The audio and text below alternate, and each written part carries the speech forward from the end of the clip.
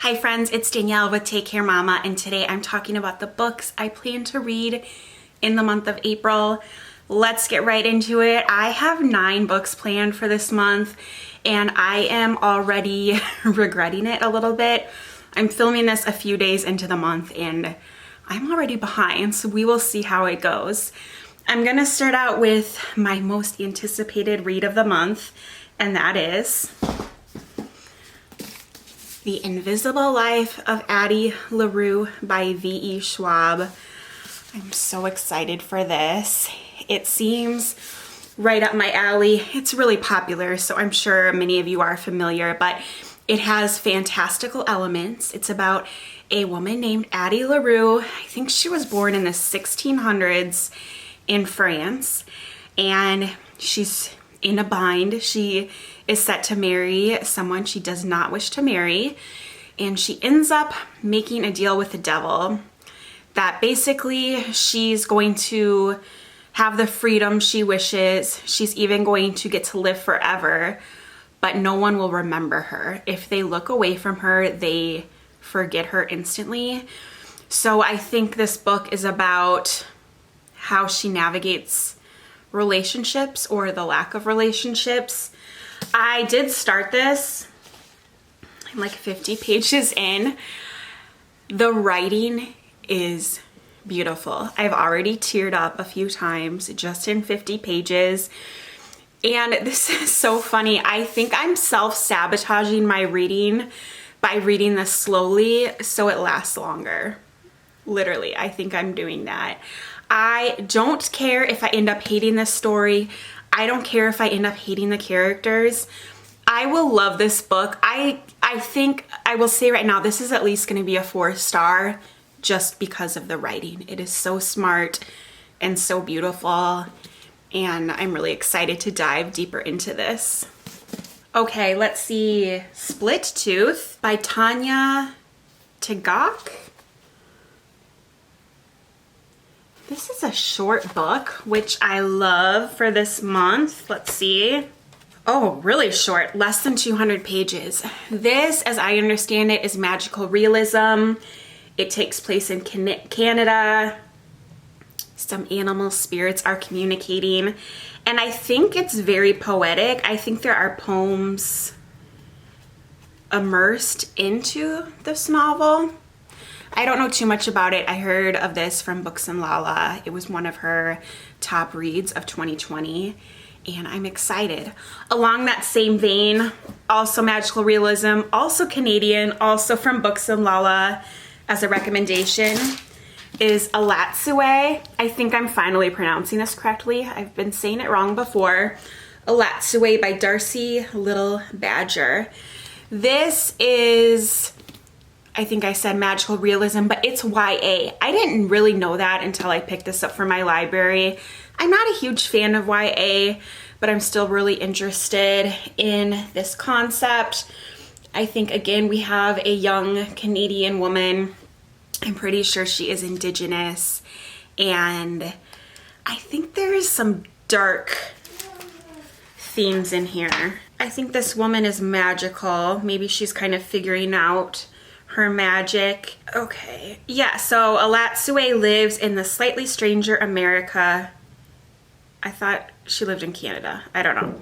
She can raise the ghosts of dead animals, a skill passed down through generations of her Lipan Apache family. Okay, her beloved cousin has just been murdered in a town that wants no prying eyes, but she is going to do more than pry.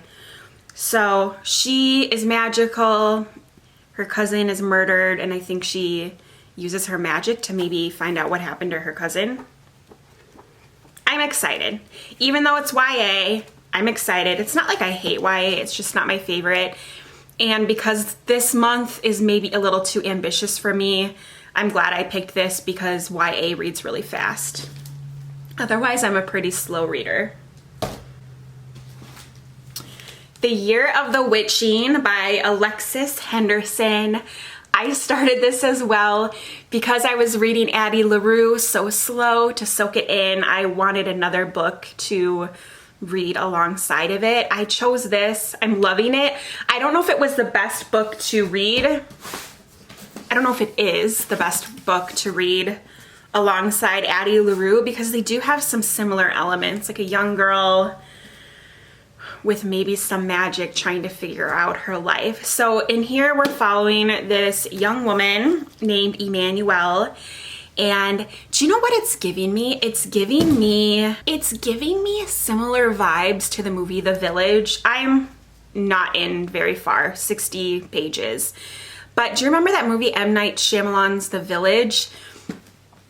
It was, I don't even understand what time this is supposed to be in yet, but there is this village and it seems cultish, like there is a prophet who has a ton of wives, and when the women get married, they get like they're branded. I mean, that's not in The Village, but they seem like this isolated, deeply religious community, and no one leaves.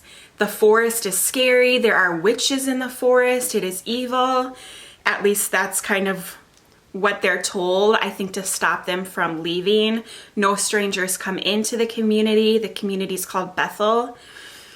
And this woman, Emmanuelle's mother, escaped into the woods and got pregnant with her and died during childbirth. You find all this out right away. And Emmanuelle doesn't want to get married like all her friends are getting married, much like Addie LaRue.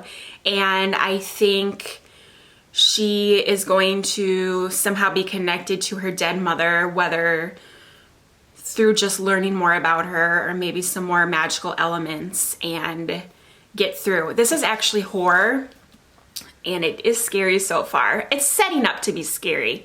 Those little nuggets of things have been in here already, and I'm really enjoying it a lot. I'm super excited. I mentioned before that horror is the genre that I am most enjoying right now. I've been trying to read one Stephen King a month, and this month I'm gonna read the Shawshank Redemption book. Rita Hayworth and the Shawshank Redemption is his novella. It is a standalone novella, and it is also the first story in different seasons, I think is what it's called. It's a collection of 4 novellas from King that correlate to the season. The first one is Shawshank Redemption, which correlates to spring. And I was thinking maybe I would read the next one in the summer, fall, winter, and finish the whole collection by the end of the year. I don't know anything about this book. I know it was a famous movie that won a ton of Academy Awards. I've never seen the movie. I did watch the pilot, and it did give me some Green Mile vibes. So I think it's similar in that someone is in prison, maybe they shouldn't be there, and I think there might be some magical elements. Again, I'm not really sure, but I'm very excited, and I think I'm gonna read that on my Kindle. Those are the physical books I plan to read this month, and then I have 4 audiobooks. So the first is How to Avoid a Climate Disaster by Bill Gates. I'm actually into this one already, and I really like it. I'm learning a lot. I still don't feel like I grasp all the concepts. The climate issue is so complex, but I am learning a lot. Like even greenhouse gases, I didn't really understand that concept and how it works and why it's bad, and I still am not an expert by any stretch of the imagination, but I feel like I understand more just the enormity of this issue and what we are going to be faced with. And I really respect him, because basically what I am getting so far is we are absolutely screwed.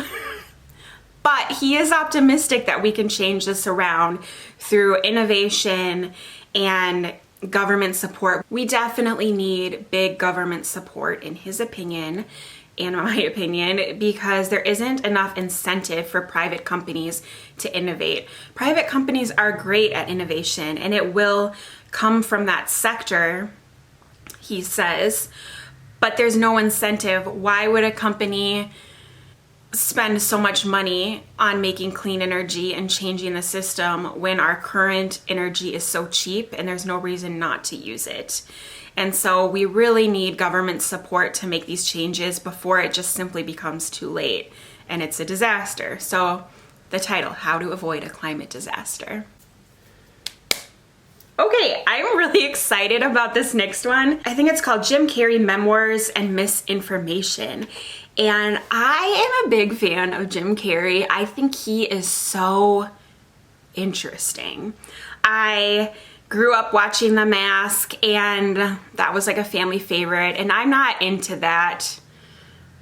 That's not why I love Jim Carrey. I mean, I think he's a comic genius, but he is a very complex person, and he's gone through a lot of personal exploration, I would say. I recently rewatched the Netflix documentary that chronicles the making of the movie Man on the Moon, in which he played Andy Kaufman, and how that really changed Jim Carrey's personality, life outlook. He's very woke. And so this book anyways is, I guess, technically a novel.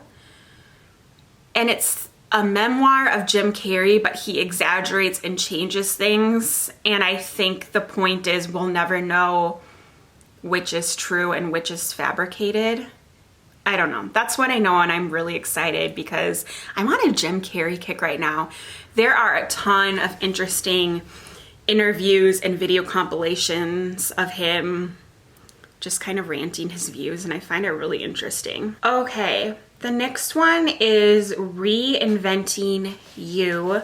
I think his name is Dory Clark. This is a random nonfiction audio. I read one of his other books a few years ago, mainly about like marketing and like side hustling and how to set up your own side hustle. It was good. It was a random thing that I found at the library, and I got so much out of it. Like really good, tangible advice. So I decided to write this new one, or to read this new one, Reinventing You, especially for me now that I'm kind of pivoting for the millionth time in my life toward books and writing and consuming stories and learning how to put stories together. I thought it would be a good one to read. And then the last one is Purple Cow by Seth Godin. I really like Seth Godin, and in January I read The Practice, which is his latest book, and it was all about sitting down every day and doing your creative work whether or not you feel like it, and how kind of the creative process all comes together, and I loved it.